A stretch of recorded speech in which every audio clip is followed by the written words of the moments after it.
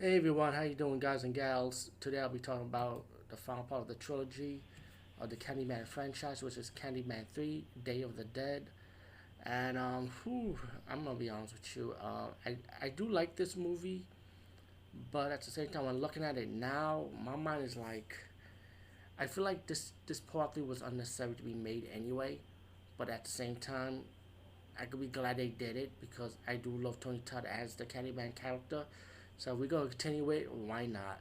So because of that reason, I kind of give this movie a biased pass in a way.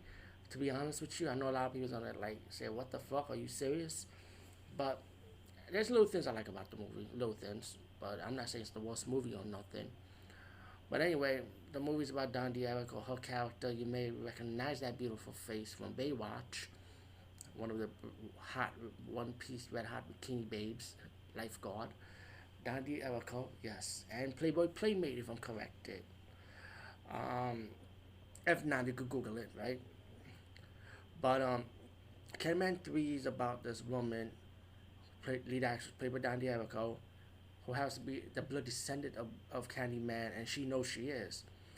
She has a friend that owned an art gallery and had paintings painted by Candyman a long time ago, and she kind of like this was she hated it like 'cause she didn't want her past to be revealed like that. Candyman should not be known as a hated person.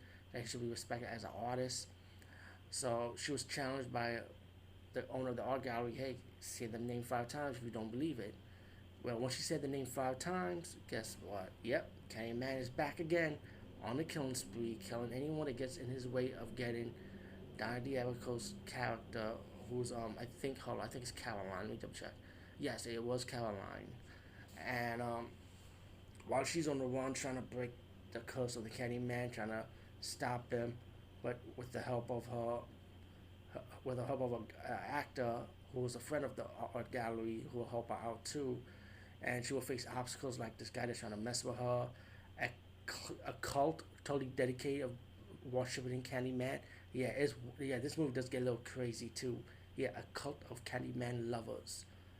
Believe it or not, it's wild though. But the kill scenes is typical. You've seen it done before in the other Candyman movies. Um, it's a simple plot and story, which I feel like this trilogy was add on as hey, let's just continue the franchise pretty much, and capitalize from the first movie and the sequel and so on. But this movie's alright though. You know, I'm not saying it's a bad movie, but I kind of like the love story between Caroline and the Spanish actor that in love with Daniel Erico's character Caroline.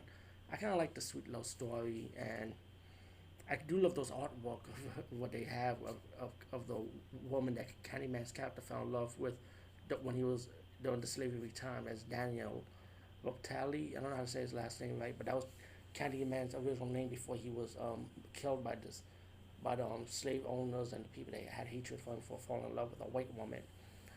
But all in all, Candyman 3 Day of the Dead, I say, hey, give it a chance. You know, each their own pretty much for this part of the franchise.